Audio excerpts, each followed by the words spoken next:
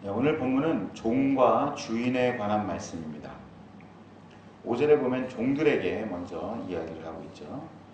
두려워하고 성실한 마음으로 일을 하라 라고 권면을 합니다. 그리스도께 순종하듯이 주인에게 순종하라.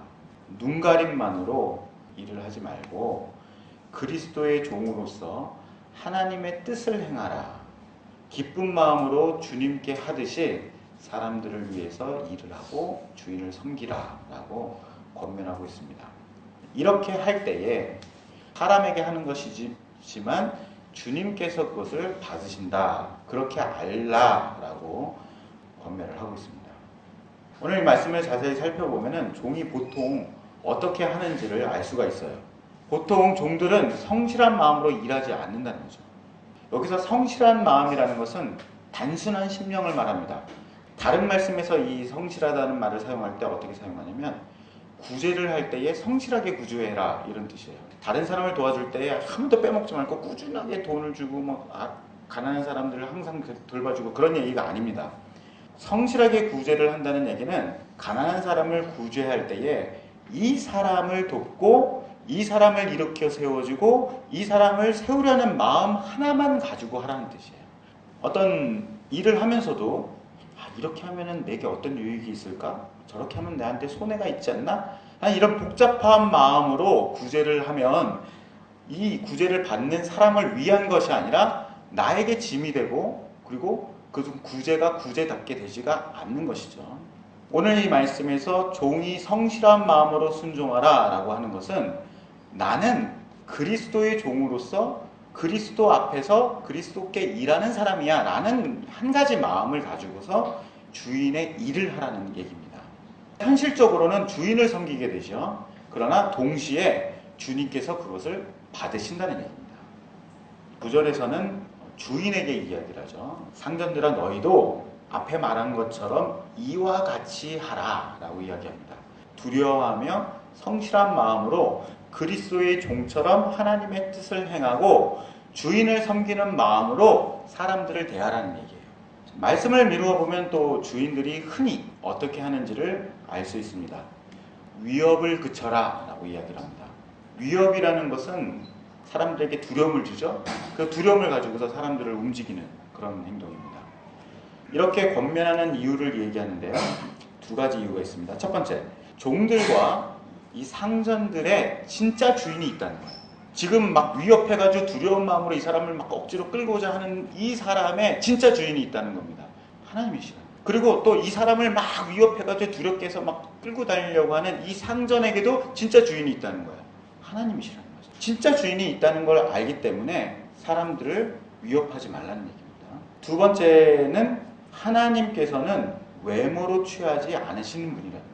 여기서 말하는 외모로 취하지 않는다는 것은 지금 현실 세계에서 상전이고 종이고 이대로 하나님께서 취하지 않으신다는 얘기입니다. 내가 지금 상전이고 높은 사람이니까 하나님 나라에서도 높은 사람이다? 아니라는 거죠. 이 사람은 지금 종이니까 하나님 나라에 가서도 이 사람은 내 종이가 아니라는 얘기죠. 이렇기 때문에 상전들에게 이와 같이 하고 또 위협을 그치라라고 권면하고 있습니다. 지금 우리 시대에는 주인도 없고 종도 없고 다 모두 평등한 그런 사회니까 사장이나 부하 직원 혹은 직장 상사와 부하, 부모와 자녀, 선생님과 학생 같이 권위자와 피권위자의 관계로 확장시켜서 생각할 수가 있겠습니다. 보통 직급이 높거나 권위가 있으면 부하보다 내가 훨씬 더 위에 있는 사람이다라고 스스로 생각을 하죠. 부모 자녀 관계는 어떤가요? 우리는 교회를 다니는 사람들이면 다 이렇게 얘기하죠. 하나님이 우리 자녀의 진짜 부모님이다. 이렇게 말을 해요. 하지만 우리 행동들을 보면 자녀의 인생을 좌지우지할 수 있는 주인인 것처럼 말을 하고 행동을 합니다. 또 죽어서도 자녀의 부모인 것처럼 생각해요. 영원히 자녀 위에 있는 사람이다 라고 이렇게 생각하면서 행동을 하죠. 아니라고 말을 합니다. 그런데 그게 우리의 행동으로 증명이 되거든요. 위협이라는 행동으로 증명이 되는 거예요. 협박하고 두려움을 줘서 억지로 사람을 움직이려고 하는 거죠. 자, 오늘 말씀을 사람의 일, 노동이라는 측면에서 생각해 보려고 합니다. 사람이 하는 노동에는 단순히 일을 한다라고 하는 것 이상의 플러스 알파가 있습니다. 우리가 빵집에 가서 1,000원짜리 빵을 사 먹습니다. 이 빵은 1,000원 이상의 가치가 있어요. 물질적으로만 생각을 해봐도 내가 이 빵을 만들려고 한다면 밀가루를 사야 되고 버터를 사야 되고 빵을 굽는 기계를 사야 되고 여러 가지 재료들을 사야 된단 말입니다. 1,000원 가지고 만들 수 있겠어요? 못 만들죠. 이것을 내가 만들려면 1,000원 가지고 되지 않는단 말이에요. 빵을 만들 수 있는 기술도 없습니다. 그 기술을 배우기 위해서는 몇 년 동안 기술을 습득해야 돼요. 그런데 이 1,000원을 줌으로 인해서 그 빵가게에 있는 재료, 기계, 빵을 만드는 기술자의 기술, 오랜 시간의 노하우를 얻을 수가 있는 것이죠. 사실 이 1,000원이라는 돈은 내가 빵을 사는 게 아니라 기술자의 기술과 그리고 재료들과 자재들의 도움을 받는 것입니다. 그런데 여기에 더 플러스 알파가 있습니다.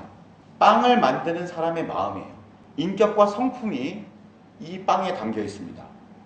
이 빵을 만드는 사람이 성실하게, 정직하게, 이웃을 생각하는 애정으로 그런 마음으로 빵을 내놓는 이런 마음에서 이 빵의 질이 더 한 단계 업그레이드 되는 것이죠. 똑같은 재료를 사용하고 똑같은 버터를 사용하고 똑같은 기계를 사용하고 똑같은 기술을 가지고 있더라도 그 사람의 인격과 성품이 빵의 질을 결정하는 것입니다. 이 사람이 만들어 파는 빵에는 돈 1,000원만큼의 재료와 시간도 있지만 그 사람의 인격이 더 들어있는 것입니다. 1,000원 이상의 정직한 재료와 진지한 성실함, 먹는 사람을 위한 애정이 들어있는 것이죠. 근데 먹는 사람들은 그거를 보이지 않는데 알아요. 사람의 인격과 성품은 돈으로 살 수 없는 가치가 있는 것이죠. 그래서 1,000원을 주고 빵을 사지만 그 1,000원이 아깝지 않은 것입니다. 1,000원보다 더 큰 가치를 얻었기 때문이죠. 이 사람이 가지고 있는 인격과 성품 때문에 이 빵 안에 들어있는 가치가 무엇인지를 알고 다시 찾아오게 되는 것입니다. 1,000원보다 더 많은 것을 계속 얻을 수가 있거든요. 밀가루 재료나 제빵 기술보다 보이지 않는 인격과 성품이 더 위대한 가치를 만들어내는 것이죠. 같은 돈을 받고 같은 일을 해도 달라요. 인격과 성품이라는 플러스 알파가 붙기 때문입니다. 사람을 시켜서 청소를 시켜봐도 달라요. 똑같은 일이에요. 똑같은 순서로 합니다.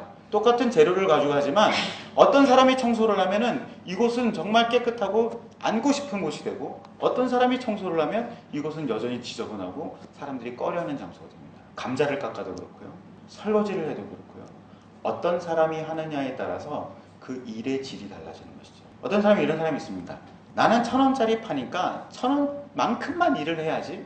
혹은 사람들이 1,000원짜리 사가니까 나는 이 사람한테 1,000원어치의 서비스를 해야겠다 라고 하는 사람이 있는 어리석은 사람들입니다. 자기 스스로를 1,000원을 1,000원짜리만 딱 내놓는 자판기로 만드는 것이죠. 사람의 노동에는 기계가 할 수 없는 인격성이 포함되어 있습니다.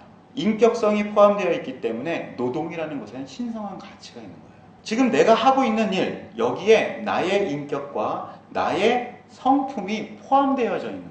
또 내가 하는 일에 나의 인격과 성품을 포함해야지만 지금 내가 받는 돈보다 훨씬 더 큰 가치를 만들어낼 수가 있는 것입니다.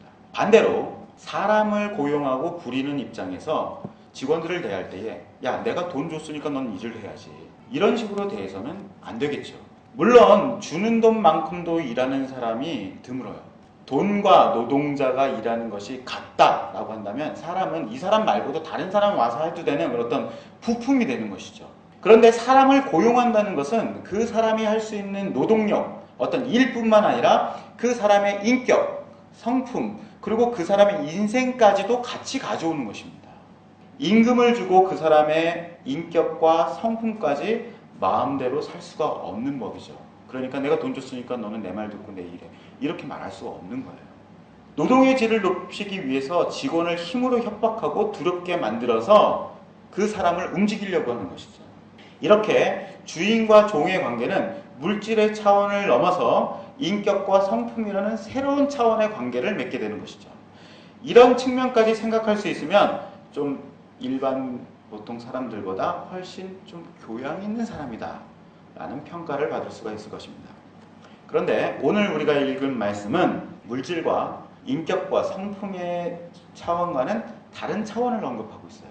그리스도인의 일에는 영적인 차원이 있다는 거예요. 우리는 주인을 위해서 일을 하고 사람을 고용해서 사람을 부리지만 그리스도 앞에서 한다는 거예요. 그리스도를 섬긴다는 겁니다. 우리의 노동에는 신앙 고백이 담겨 있는 거예요. 내가 주인을 섬기면서 진짜 나의 주님 대신 그리스도를 섬긴다고 하는 신앙 고백이 우리의 노동에 담겨 있는 것입니다. 우리는 일을 하면서 돈을 벌고 일을 이루고 사업에 성공하여서 놀라운 업적을 남기는 그 이상의 의미의 노동을 하고 있는 것입니다. 자, 이 의미는 남편과 아내의 관계에도 적용이 되죠. 남자와 여자가 만나서 사랑하면서 행복하게 사는 것 이상의 의미가 부부관계에 있죠. 남편과 아내의 관계를 통해서 그리스도와 교회의 섬김과 순종, 그리스도와 교회가 하나 되는 것을 나타내는 것이죠. 남편과 아내를 섬기고 순종하는 것은 주님께서 그대로 받으신다는 거예요. 부모와 자녀의 관계도 마찬가지죠. 애 낳고 기르는 그 의미뿐만 있는 것이 아닙니다. 자녀의 권위자로서 있으면서 나의 진짜 부모가 하나님이시다라는 것을 고백하는 것이죠. 자, 일한 만큼 돈 버는 데만 급급하고 다른 사람에게 좋은 사람이라는 칭찬에만 머물러 있으면 그리스도께 대한 영적인 차원이 있다라는 것을 깨우치기가 힘듭니다. 이 영적인 차원을 깨우칠 수 있는 사람들은 바로 여러분들 자신입니다. 우리가 노동을 하고 사람에 대해서 고민하고 기도하고 고쳐나가야 되는 것이죠. 깨우쳐야 되는 것입니다. 다른 누군가 대신해 줄 수 있는 것이 아닙니다. 그래서 말씀을 읽고 기도하는 시간이 필요한 것입니다. 물질과 인격 차원에 있으면 귀한 시간과 정성을 들여서 기도할 필요가 없습니다. 교회를 다니지 않는 사람들, 그리스도를 주로 섬기지 않는 사람들은 이런 고민을 할 필요가 없습니다. 그러니까 기도하지 않고 말씀을 읽을 필요가 없는 것이죠. 그러나 우리는 예수 그리스도가 우리의 주님이시다라는 것을 고백하는 사람들이고 주님을 주인으로 섬기는 사람들이기 때문에 내가 지금 상사를 위해서 일을 하고 내가 부하 직원을 대하면서 과연 이것이 그리스도께서 받으실 만한 것인가? 우리가 말씀으로 듣고 아는 사람들이기 때문에 지금 우리가 이 순간 고민하면서 기도해야 되는 것이죠. 그 일들을 위해서 우리는 지금 여기에